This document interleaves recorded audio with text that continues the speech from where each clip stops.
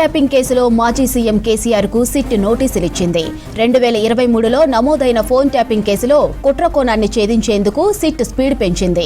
ఇప్పటికే బీఆర్ఎస్ కీలక నేతలు హరీష్ రావు, కేటీఆర్, సంతోష్ రావును విచారించింది సిట్. ట్యాపింగ్ కేసులో కేసీఆర్ ను విచారించేందుకు రెడీ అయింది సిట్.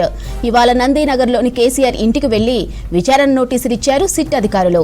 రేపు మధ్యాహ్నం 3 గంటలకు విచారణకు సిద్ధంగా ఉండాలని నోటీసుల్లో స్పష్టం చేశారు. 65 ఏళ్లు పైబడిన దృష్ట్యా కేసీఆర్ కు విచారణ సమయంలో స్టేషన్ హాజరు నుంచి ప్రత్యేక మినహాయింపునిచ్చారు. జూబ్లీహిల్స్ స్టేషన్ కు రావచ్చు, లేదంటే హైదరాబాద్ లోని ఏదైనా ప్రాంతాన్ని సూచిస్తే అక్కడే విచారిస్తామని కేసీఆర్ కు సూచించారు అధికారులు. బీఆర్ఎస్ పాలనలో ఫోన్ ట్యాపింగ్ విచ్చలవిడిగా జరిగిందనే ఆరోపణలు ఉన్నాయి. 2023 అసెంబ్లీ ఎన్నికలకు ముందు ఏకంగా 100 మంది ఫోన్లు ట్యాప్ చేసి రహస్యంగా వాళ్ల మాటలు విన్నారనే తీవ్ర అభియోగాలు ఉన్నాయి. ట్యాపింగ్ కుట్ర కోణాన్ని ఛేదించేందుకు సిట్ ఏర్పాటు చేసింది ప్రభుత్వం. విపక్ష నేతలతో పాటు సొంత పార్టీల నేతల ఫోన్లను ట్యాప్ చేశారనే అనుమానాలు ఉన్నాయి. ట్యాపింగ్ కోసం గత ప్రభుత్వం స్పెషల్ ఇంటెలిజెన్స్ బ్యూరో ఏర్పాటు చేసి జర్నలిస్టులు, వ్యాపారవేత్తల ఫోన్లను ట్యాప్ చేశారని కాంగ్రెస్, బీజేపీ నేతలు ఆరోపించారు. 2024 మార్చి 10 డీఎస్పీ ప్రణీత్ రావుపై ఫోన్ ట్యాపింగ్ ఎపిసోడ్లో ఫస్ట్ టైం ఆరోపణలు వెలుగులోకి వచ్చాయి. ఫోన్ ట్యాపింగ్ కు పాల్పడ్డారని, ఆధారాలను ధ్వంసం చేశారని డీఎస్పీ ప్రణీత్ రావుపై అడిషనల్ ఎస్పీ ఫిర్యాదు చేయడంతో కేసును టేకప్ చేసి విచారణ షురూ చేసింది సిట్. అదే నెలలో ప్రణీత్ రావును అదుపులోకి తీసుకున్నారు. ఫోన్ ట్యాపింగ్ కేసులో ఫస్ట్ అరెస్టు ప్రణీత్ రావుదే. ఇక మాజీ ఎస్ఐబీ చీఫ్ టి ప్రభాకర్ రావును కింగ్ పిన్ గా భావిస్తూ మరికొందరు అధికారులపై కూడా ఫోకస్ చేసింది సిట్.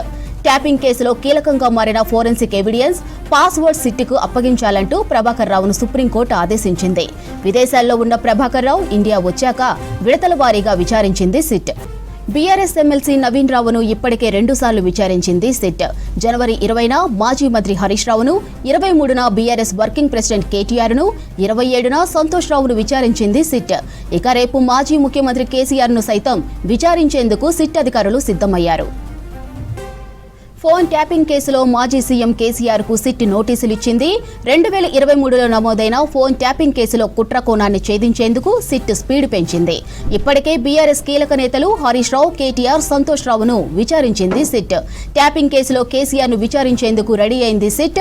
ఇవాళ నందీనగర్లోని కేసీఆర్ ఇంటికి వెళ్లి విచారణ నోటీసులు ఇచ్చారు సిట్ అధికారులు. రేపు మధ్యాహ్నం 3 గంటలకు విచారణకు సిద్ధంగా ఉండాలని నోటీసుల్లో స్పష్టం చేశారు.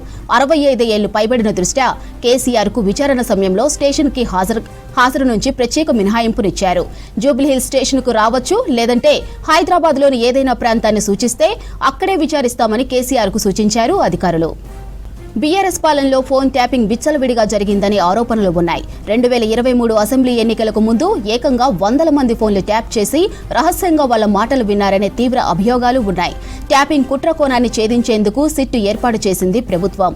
విపక్ష నేతలతో పాటు సొంత పార్టీల నేతల ఫోన్లను ట్యాప్ చేశారనే అనుమానాలు ఉన్నాయి. ట్యాపింగ్ కోసం గత ప్రభుత్వం స్పెషల్ ఇంటెలిజెన్స్ బ్యూరో ఏర్పాటు చేసి జర్నలిస్టులు, వ్యాపారవేత్తల ఫోన్లను ట్యాప్ చేశారని కాంగ్రెస్, బీజేపీ నేతలు ఆరోపించారు.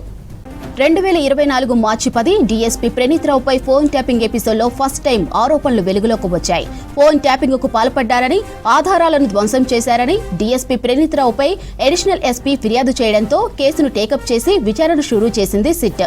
అదే నెలలో ప్రణీత్ రావును అదుపులోకి తీసుకున్నారు. ఫోన్ ట్యాపింగ్ కేసులో ఫస్ట్ అరెస్టు ప్రణీత్ రావుదే.